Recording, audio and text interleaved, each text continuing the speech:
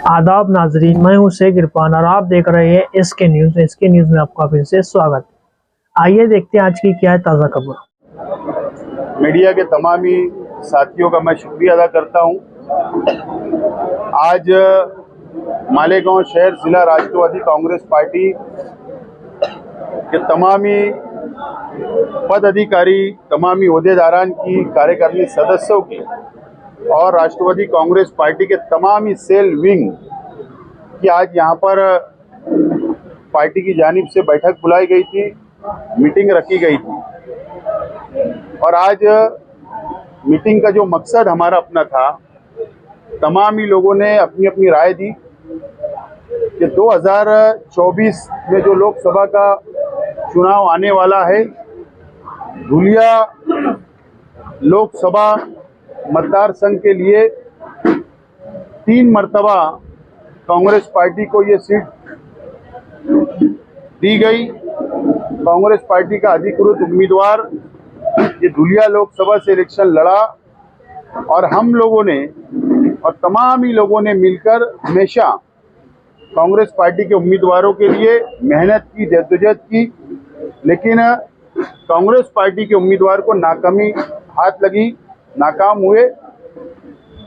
इस मर्तबा आज की मीटिंग के अंदर पहली तजवीज़ ये पास की गई कि धुलिया लोकसभा मतदार संघ के लिए ये सीट राष्ट्रवादी कांग्रेस पार्टी को मिलना चाहिए। इसके लिए आदरणीय शरद पवार साहब, जो राष्ट्रवादी कांग्रेस पार्टी के राष्ट्रीय अध्यक्ष है, उनके पास हमने आज ठहराव करके एक राय से, तमाम ही लोगों की एक राय से तजवीज़ पास की गई और पवार साहब को भेजी जाएगी कि ये सीट राष्ट्रवादी कांग्रेस पार्टी के हिस्से में आना चाहिए। ऐसी कांग्रेस और शिवसेना, उद्धव जी के जब बैठक होगी तो वो ये सीट को हम लोगों को मिलाकर दे। इस तरीके की तजवीज़ पहला नंबर ये भेजी गई। दूसरी जो तजवीज़ यहाँ पर पास की गई कि धुलिया लोकसभा से राष्ट्रवादी कांग्रेस पार्टी को सीट मिल जाने के बाद इस धुलिया लोकसभा के लिए शेख रशीद साहब को उम्मीदवार बनाया जाए, उम्मीदवारी दी जाए। शेख रशीद साहब का एक तजुर्बा है, 40 साल सियासत का तजुर्बा है और शेख रशीद साहब एक ऐसे नेता है कि जो हर समाज, हर धर्म, हर जाति, चाहे वो हिंदू हो, मुसलमान हो, सिख हो, ईसाई हो या हमारा आदिवासी समाज हो या दलित समाज हो, हर समाज में शेख रशीद साहब को जानने पहचानने वाले और उनको मानने वाला एक बहुत बड़ा वर्ग, एक बहुत बड़ी तादाद मौजूद है। तो शेख रशीद साहब को उम्मीदवारी दी जाए, ऐसी दूसरी तजवीज़ हम लोगों ने पास की एक राय से, और वो आदरणीय शरद पवार साहब को, राष्ट्रवादी कांग्रेस के नेतागण को हम लोग भेजेंगे। आज की मीटिंग का ये मकसद था और हमारी कोशिश आज से अभी से जारी रहेगी।